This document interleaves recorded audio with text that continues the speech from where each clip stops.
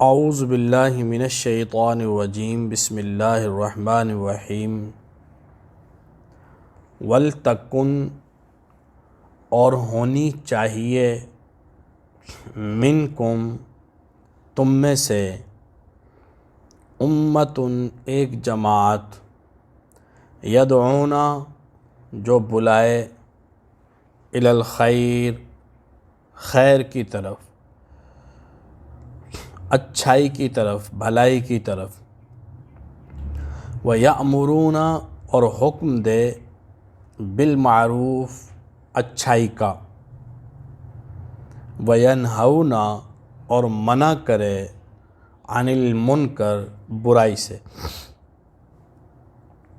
وَأُولَئِكَ اور یہی لوگ، یہی دعوت دینے والے، امر بالمعروف اور نہیں عن المنکر کرنے والے، ہم المفلحون فلاح پانے والے ہیں۔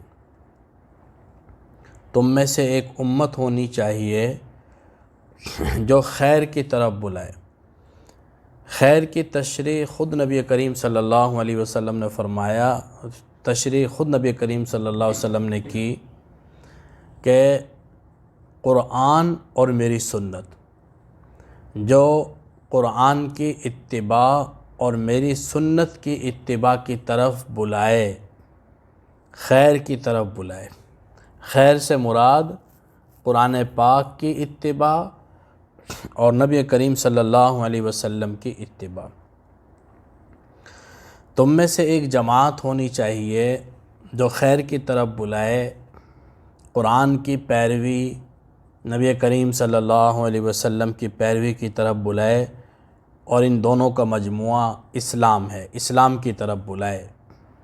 وَيَأْمُرُونَ بِالْمَعْرُوف حکم دے اچھائی کا، وَيَنْهَوْنَ عَنِ الْمُنکر اور منع کرے برائی سے۔ خیر ایک مجموعہ ہے تمام اچھائیوں کا جس کا نام ہے اسلام۔ پھر اسلام میں بہت ساری اچھائیاں ہیں اور بہت سارے ایسے کام ہیں جن سے منع کیا گیا ہے، تو کرنے کے کاموں کا حکم دینا اور نہ کرنے کے کاموں سے بچنے کی تلقین کرنا، اس سے منع کرنا۔ ایسے لوگوں کے بارے میں فرمایا کہ جو لوگ یہ دعوت کا کام کرنے والے، اچھائی کا حکم دینے والے، برائی سے منع کرنے والے ہیں، حقیقی معنوں میں ہم المفلحون، یہی فلاح پانے والے ہیں۔ پچھلی آیات میں اللہ رب العزت نے اجتماعی انفرادی طور پر کامیابی کی ہدایت فرمائی تھی کہ انفرادی زندگی میں، ذاتی زندگی میں انسان کیسے کامیاب ہو سکتا ہے۔ اس کے بارے میں فرمایا کہ تقوی اور اللہ کی رسی کو مضبوطی سے تھامنا اور آپس کے لڑائی جھگڑے سے بچنا، اتفاق اور اتحاد سے زندگی گزارنا۔ اتفاق اور اتحاد الگ سے کوئی چیز نہیں ہے۔ اللہ کی رسی کو جب مضبوطی سے تھامتے ہیں تو اس کے نتیجے میں اتفاق اور اتحاد خود بخود پیدا ہو جاتے ہیں۔ اگر مسلمانوں کے درمیان آپس میں کوئی اختلاف بھی ہے تو اس سے کسی غیر کو فائدہ نہیں پہنچنا چاہیے، دشمن فائدہ نہ اٹھانے پائے۔ آپس میں تم اتنے جڑے ہوئے ہو کہ باہمی اختلاف کے باوجود تفریق نہ ہو۔ اختلاف اور چیز ہے، تفریق اور چیز ہے۔ تفریق ہوتی ہے نفسانی خواہشات کی بنیاد پر، ذاتیات کی بنیاد پر، اغراض کی بنیاد پر۔ اگر وہ اصول میں ہو، اصول دین میں، تب بہت بری بات، اور اگر شریعت کے فروعی مسائل میں ہو تب بہت بری بات۔ تفریق سے منع کیا گیا۔ تفریق کیا ہے کہ دین کے اصول میں اختلاف کرنا یا دین کے فروعی مسائل میں نفسانیت کی بنیاد پر اختلاف کرنا، دلیل کی بنیاد پر نہیں، نفسانیت کی بنیاد پر اختلاف کرنا۔ اگر نفسانیت کی بنیاد پر اختلاف نہیں ہے، دلیل کی بنیاد پر اختلاف ہے، تو یہ اختلاف رحمت ہے۔ اس بات کو بہت دھیان سے اور توجہ سے سنیں اور اس فرق کو سمجھنے کی کوشش کریں۔ ایک ہے تفریقہ بازی یا تفریق، آپس میں وہ اختلاف جو مذموم ہے، جس سے منع کیا گیا ہے، اور ایک ہے دلیل کی بنیاد پر اختلاف کہ نماز میں سورہ فاتحہ پڑھنی چاہیے امام کے پیچھے کہ نہیں پڑھنی چاہیے، رفع الیدین کرنا چاہیے کہ نہیں کرنا چاہیے۔ یہ اس طرح کے جو اختلافات ہیں یہ فروع اختلافات کہلاتے ہیں، اور ان کی بنیاد کوئی نہ کوئی دلیل ہوتی ہے۔ دلیل کی بنیاد پر جو اختلاف ہوتا ہے وہ غلط نہیں ہے، وہ مذموم نہیں ہے، وہ امت کا اختلاف۔ اس میں اصولی بات یہ ہے کہ ہم جس چیز کو دلیل کی بنیاد پر ٹھیک سمجھتے ہیں، عین ممکن ہے کہ وہ غلط بھی ہو۔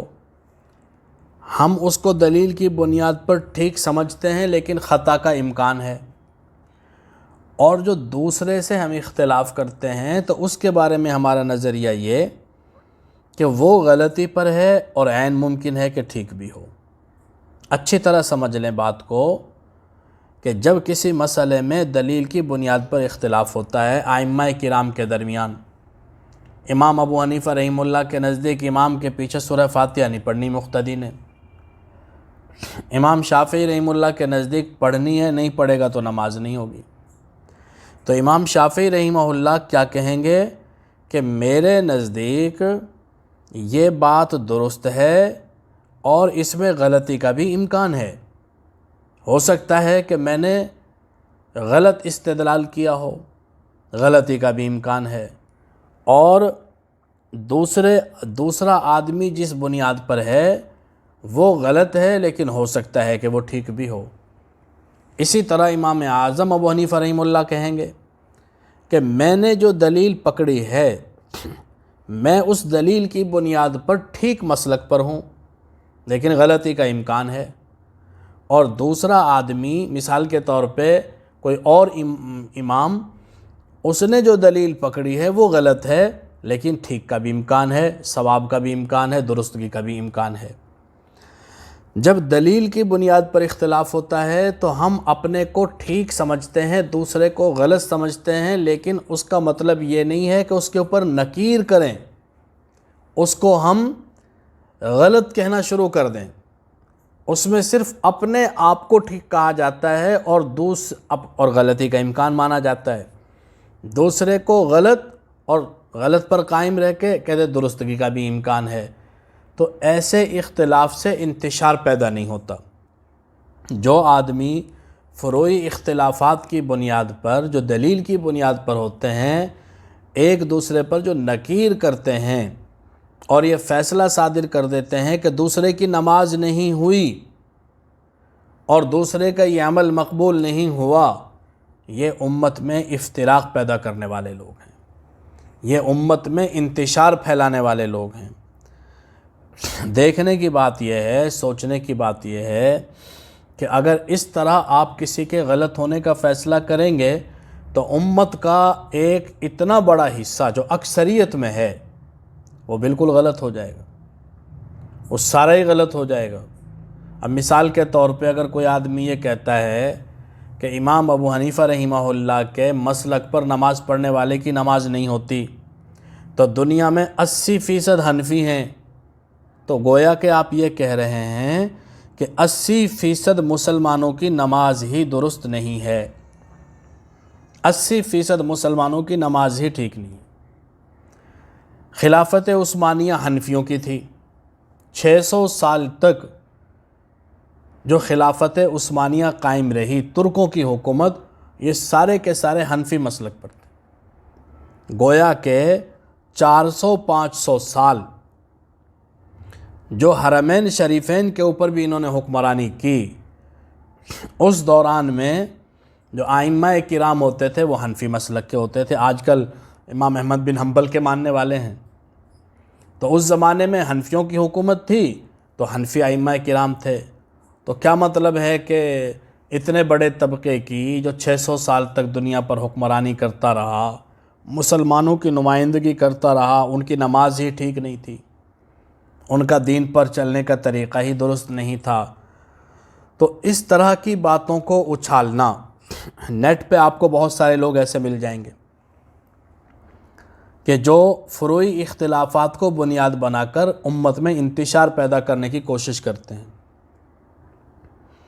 انجینئر مرزا محمد علی غالباً نام ہے ان کا، وہ اہل حدیث عالم ہیں، اور ان کے نزدیک 1400 سال میں کوئی بھی آدمی ٹھیک نہیں رہا،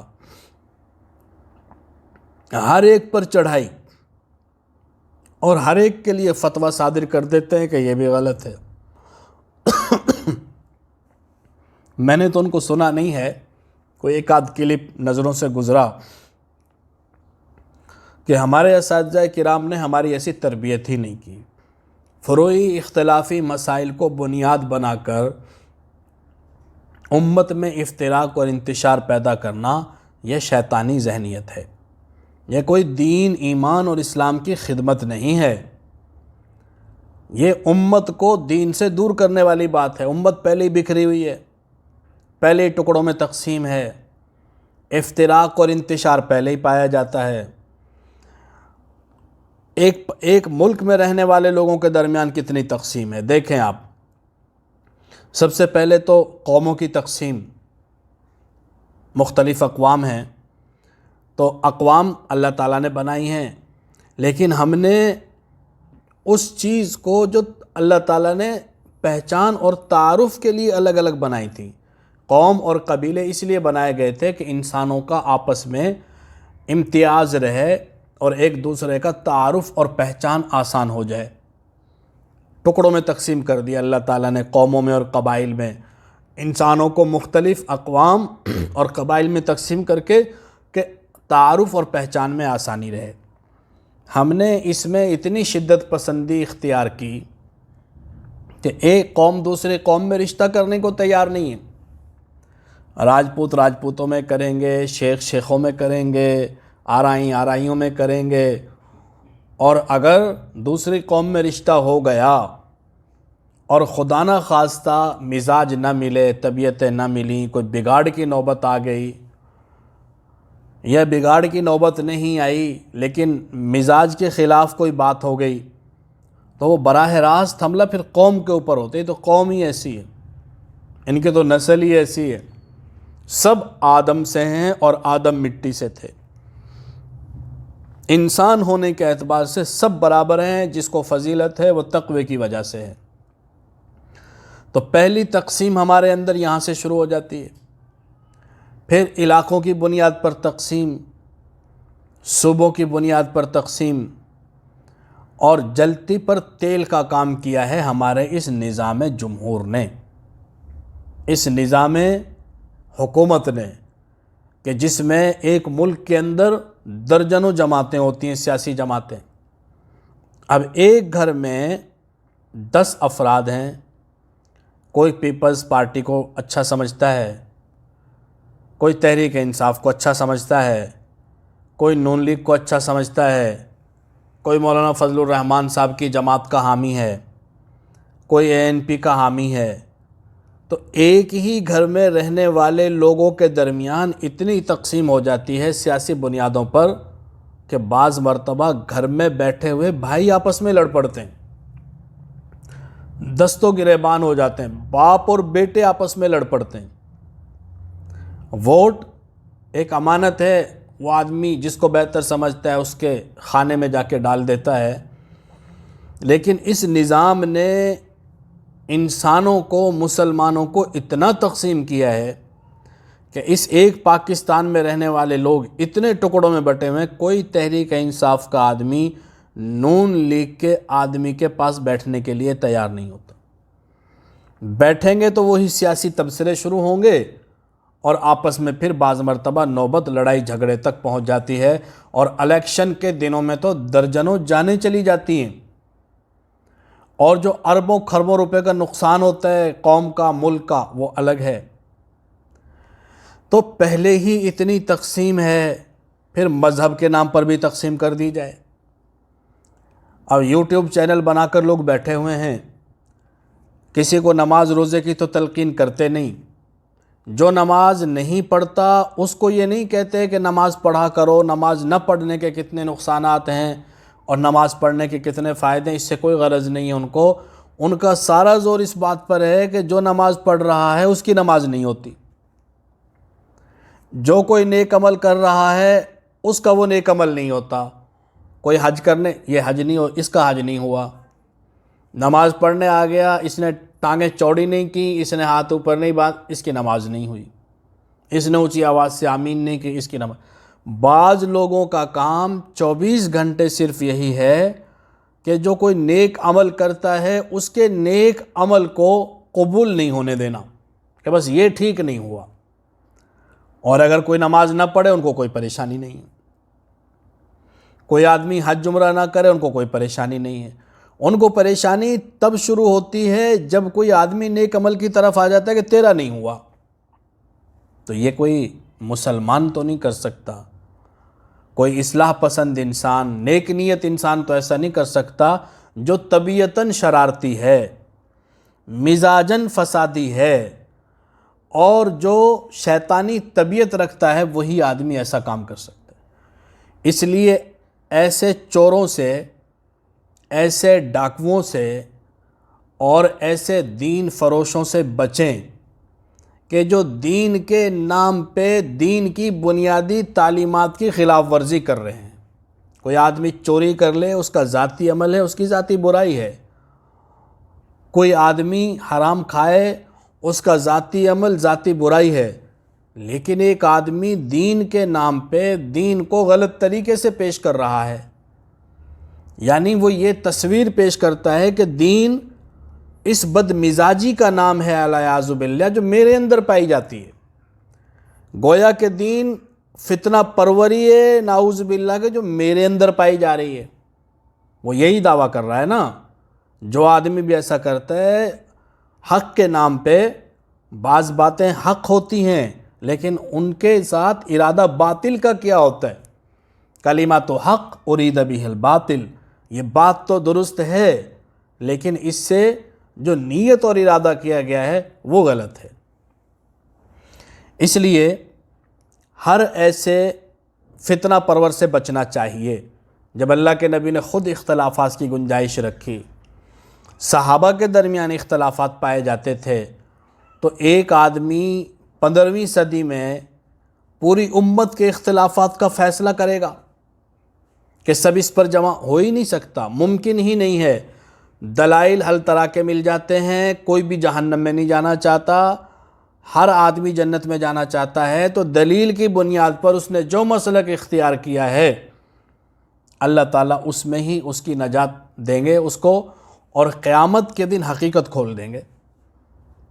قیامت کے دن اللہ تعالیٰ حقیقت کھول دیں گے۔ جس نے اجتہاد کی بنیاد پر درست راستے کا انتخاب کیا ہوگا اس کو 2 اجر ملیں گے۔ حضرت عمر بن عاص رضی اللہ تعالیٰ کی روایت ہے کہ جو مجتہد اپنی اجتہاد سے ٹھیک راستے کا انتخاب کرتا ہے اس کو اللہ تعالیٰ 2 اجر عطا فرماتے ہیں، 2 نیکیاں۔ اور جو مجتہد کوشش محنت کے باوجود بھی درست پر نہ پہنچ سکے اس کو 1 اجر ملتا ہے اس کے کوشش محنت کا۔ تو اللہ تعالیٰ تو پکڑ نہیں کر رہے، لیکن ایک آدمی بیٹھ کے ساری امت کے گریبان پر ہاتھ ڈال رہے ہیں۔ اور بعض مرتبہ تو ایسے لوگوں کی زبانوں سے صحابہ بھی محفوظ نہیں رہتے، صحابہ کی بھی توہین کر دیتے ہیں۔ اللہ رب العزت سے دعا کرنی چاہیے کہ اللہ تعالیٰ ایسے شرور اور فتن سے محفوظ فرمائے۔ یہ زمانہ ہی فتنوں کا زمانہ اور شرور کا زمانہ ہے۔ تو ایک چیز جو انفرادی اصلاح کے لیے ضروری ہے تقوی، دوسری چیز اللہ کی رسی کو مضبوطی سے تھامنا۔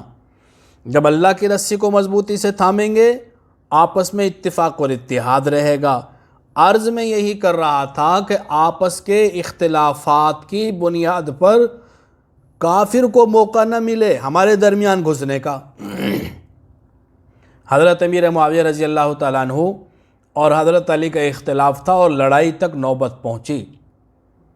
حضرت علی رضی اللہ تعالیٰ عنہ اپنے آپ کو برحق سمجھتے تھے، امیر معاویہ اپنے آپ کو برحق سمجھتے تھے۔ امت مسلمہ اہل سنت والجماعت یہ کہتی ہے کہ ان لڑائیوں میں حضرت علی رضی اللہ تعالیٰ عنہ حق پر تھے اور امیر معاویہ رضی اللہ تعالیٰ عنہ سے اجتہادی خطا ہوئی۔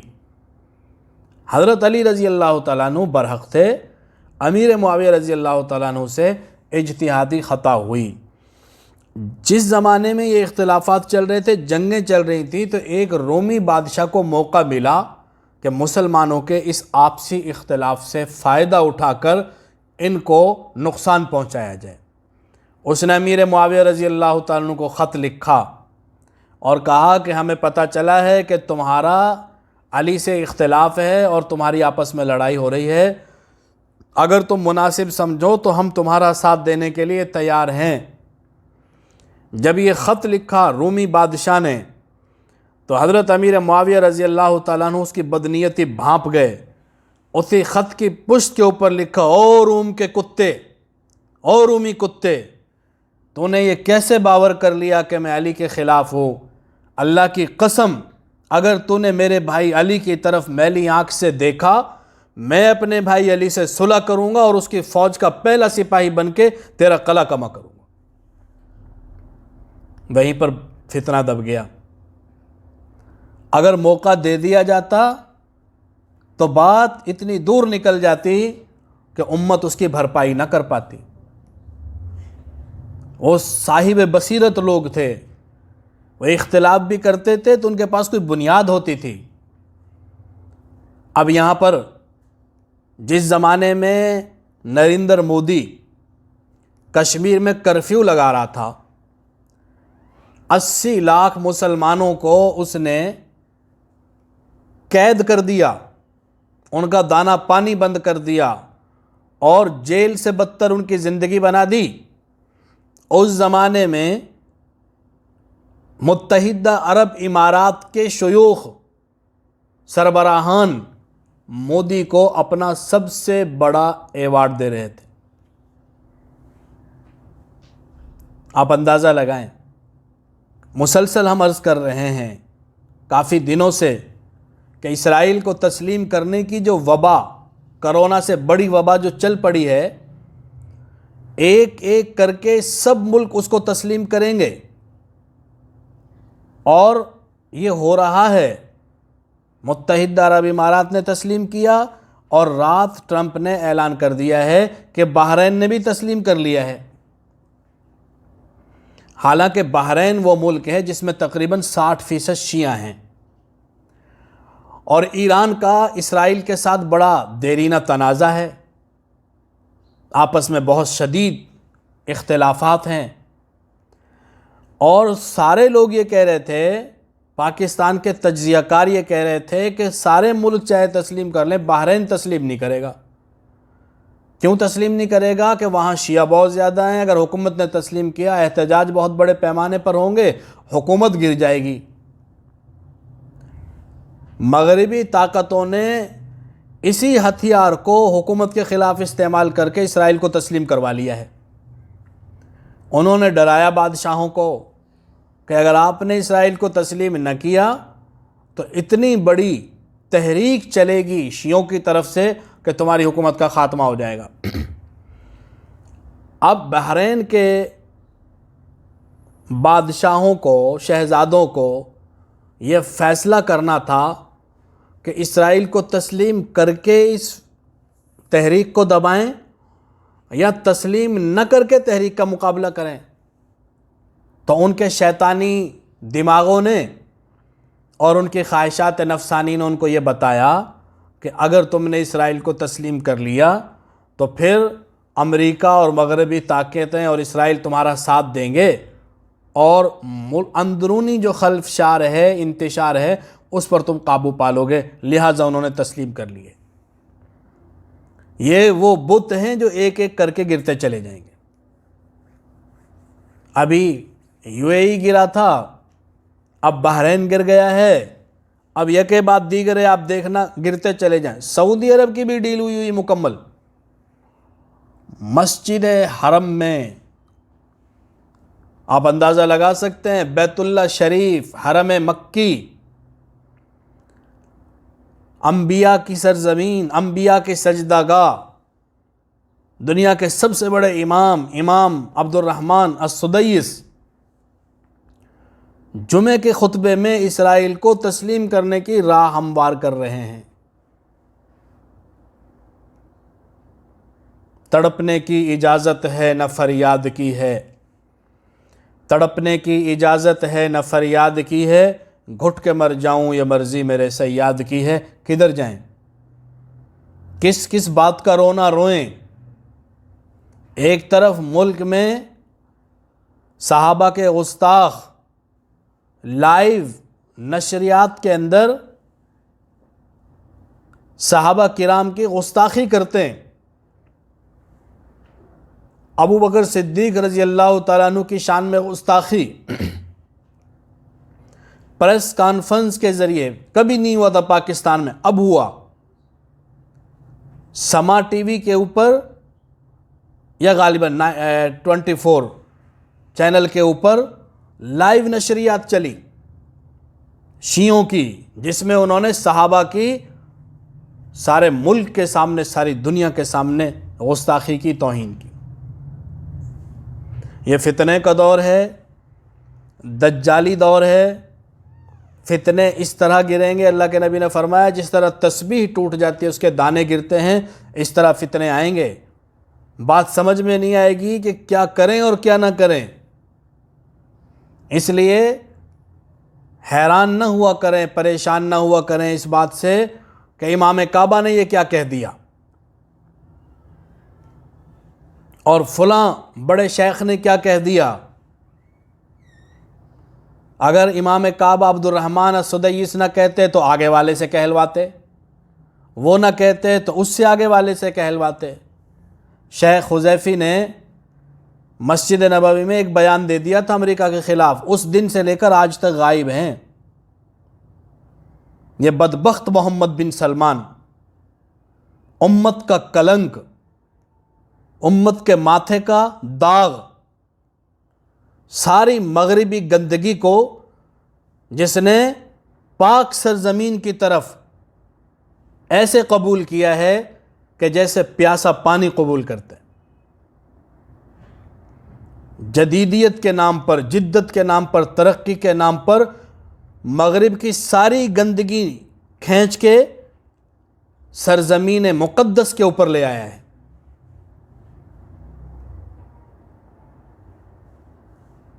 کوئی ایک فتنہ تھوڑی ہے۔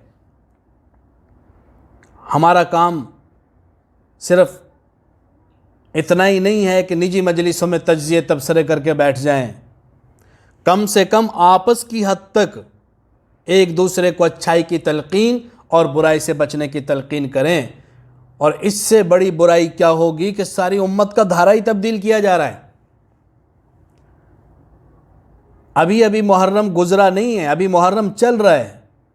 10 محرم تک ساری امت نمونہ حسینی، فلسفہ حسین، شہادت حسین، قربانی حسین، اور جب بات آتی ہے عمل کی تو کہاں چلے جاتے ہیں حسین رضی اللہ تعالیٰ عنہ کے فلسفے؟ پھر ہر آدمی خاموش ہو کے بیٹھ جاتا ہے۔ ان کو امید کی ایک ہلکی سی کرن نظر آئی تھی، اپنا سارا گھرانہ کٹوا دیا، نسلیں مٹوا دی اپنی، کہ میرے نانا کا دین غلط راستے پہ لے کے جایا جا رہا ہے، بنیادیں ہلا دی گئی ہیں، اور آج تو پوری عمارت ہی گرانے کی کوشش کی جا رہی ہے۔ ریاست کا ایک کام ہوتا ہے جان مال عزت آبرو کی حفاظت، باقی تو ساری انسانی تاریخ میں سارے کام انسان خود کرتے آئے ہیں، اپنے کاروبار، رہن سہن، زندگیاں، سب کچھ۔ یہ جو حکومتوں کا نظام چلا ہے، یہ معاہدہ عمرانی ہوا، یہ تو محض اس بنیاد پر ہوا تھا کہ باقی سارے کام تو ہم پہلے بھی خود ہی کر رہے ہیں۔ لوگ علم بھی حاصل کرتے تھے اپنے رسم و رواج کے مطابق، اپنی ضروریات کے مطابق، کاروبار بھی کرتے تھے، سارا کچھ ہوتا تھا۔ صرف یہ کہ جان مال عزت آبرو کی حفاظت ریاست کرے، اس کے بدلے میں ہم اس کو پیسہ دیں گے۔ ہمارے بدن پہ جو کپڑا ہے اس کا بھی ٹیکس ہے۔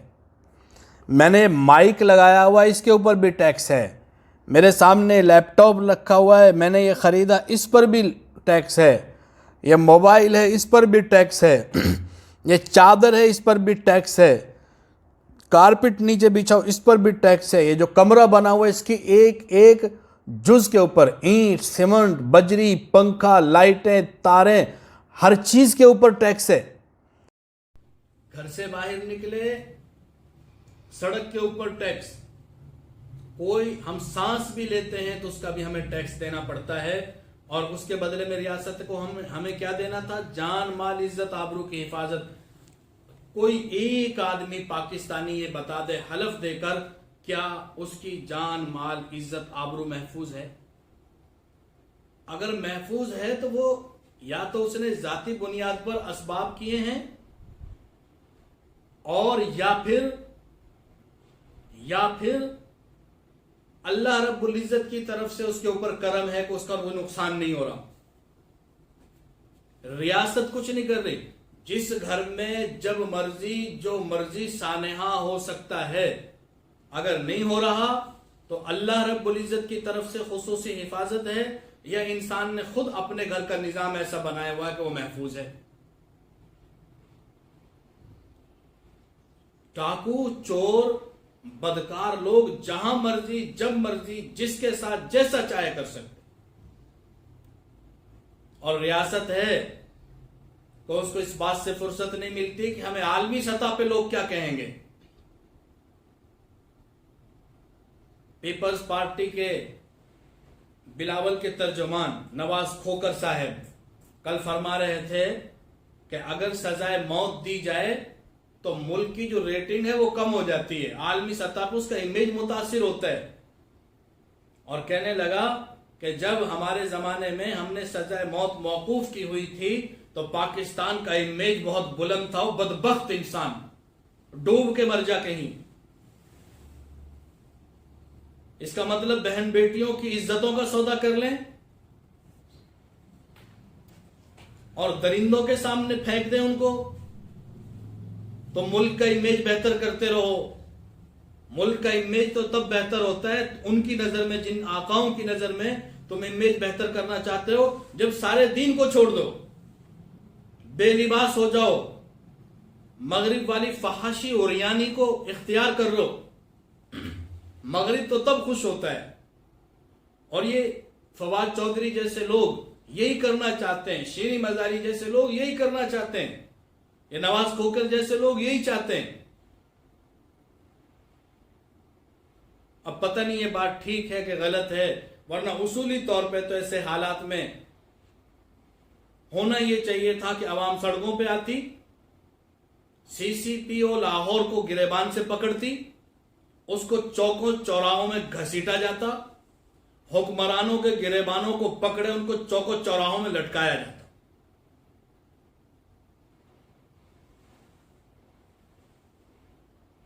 عمران خان صاحب نے اقوام متحدہ کی جنرل اسمبلی میں خطاب کیا تھا اور کہا تھا کہ جب کشمیر کے لوگوں کو تم اس پر ظلم کرو گے تو مجبور ہو کر آدمی گن اٹھاتا ہے، تو صرف یہ کشمیری نوجوانوں کے لیے یہ جذبات ہیں، باقی دنیا میں کسی کے ساتھ اگر ظلم ہوتا ہے تو وہ یہ کام نہیں کرے گا، وہاں پر دہشت گرد پیدا نہیں ہوں گے، وہاں پہ لوگ خود انصاف لینا نہیں چاہیں گے۔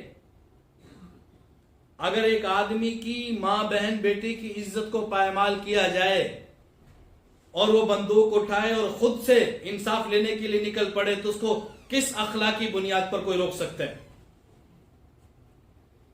سارا نظام حکومت پھر اس کے خلاف ہو جاتا ہے۔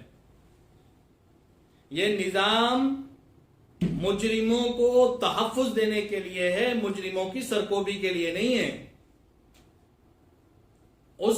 اس مجرم کا تو خیال ہے کہ اس کو سر عام پھانسی مت دو، کہتے انسانی حقوق پامال ہوں گے۔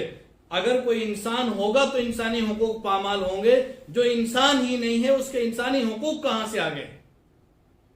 اس کی تو بوٹیاں نوچ دینی چاہیے، اس کے تو جسم کے ٹکڑے کر دینے چاہیے، ان کے تو جسم کا قیمہ بنا دینا چاہیے، اور چیل کبوں کو کھانے کے لیے کھلے میدان میں پھینک دینا چاہیے. کوئی ایک واقعہ ہوا ہے؟ روز واقعات ہوتے ہیں. سانحہ ساہیوال ہوا، پورے ملک سر پہ اٹھا لیا. حکمرانوں نے ایکشن لیں گے، کیفر کردار تک پہنچا دیں گے. وہی رٹے رٹائے جملے ہیں جو ہر واقعے کے بعد دہرا دیے جاتے ہیں. اور جب وہ چھوٹ گئے مجرم، تو جناب عمران خان صاحب وقت کے وزیر اعظم خود میڈیا پہ آتے ہیں اور کہتے ہیں کہ اگر یہ چھوٹ بھی گئے ہیں تو ہم دوبارہ سے اس کی پیروی کریں گے. وہ دوبارہ سے پیروی ہو رہی ہے اس کی. آج تک پتہ نہیں ہے کہ کیا ہوا کیا نہیں ہوا. یہ 2-4 دن کا شور شرابہ ہے. ایک آدھ آدمی کو پھر مار دیں گے، پھانسی دے دیں گے یا مار دیں گے، اس کے بعد پھر سلسلے ایسے چلتے رہیں گے. وَلْتَكُمْ مِنْكُمْ أُمَّةٌ، ہونی چاہیے تم میں ایک جماعت، يَدْعُونَ إِلَى الْخَيْرِ، جو بلائے خیر کی طرف، وَيَأْمُرُونَ بِالْمَعْرُوفِ، اور حکم دے اچھائی کا، وَيَنْهَوْنَ عَنِ الْمُنْكَرِ، اور منع کرے برائی سے، وَأُولَئِكَ هُمُ الْمُفْلِحُونَ، اور یہی لوگ ہیں فلاح پانے والے. وَلَا تَكُونُوا، اور مت ہو جاؤ، كَالَّذِينَ، ان لوگوں کی طرح، تفرقوا، جنہوں نے تفریق کی، دین میں تفریق کی، دین کے اصول میں تفریق کی، یہود و نصارہ. واختلفوا، اور اختلاف کیا، اس میں دین میں اختلاف کیا، من بعد ما جاءہم البینات، اس کے بعد کہ آ چکی تھی ان کے پاس واضح نشانی. بینات کے بعد، دلائل کے بعد، محض ضد کی بنیاد پر، نفسانی خواہشات کی بنیاد پر. وَأُولَئِكَ لَهُمْ عَذَابٌ عَظِيمٌ، یہی لوگ ہیں کہ ان کے لیے بڑا عذاب ہے.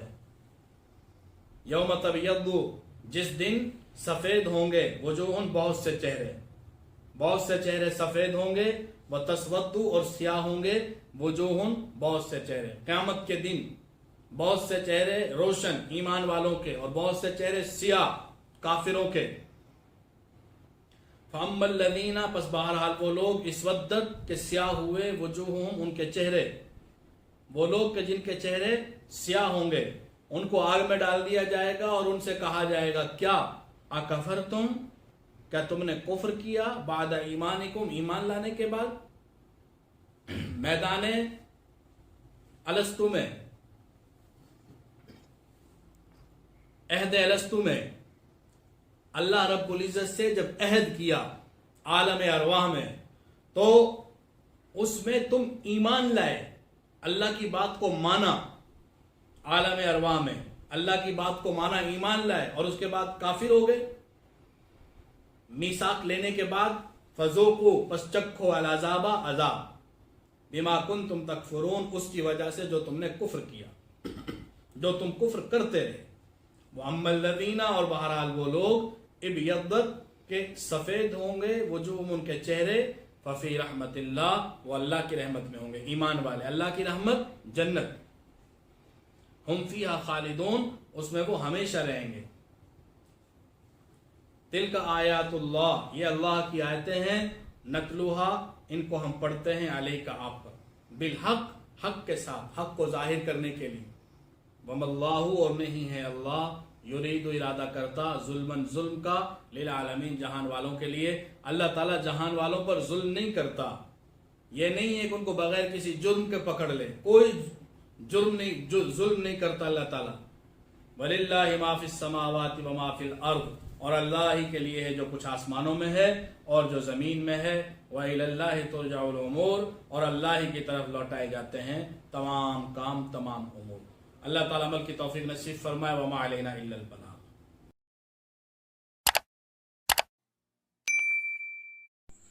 آتی ہی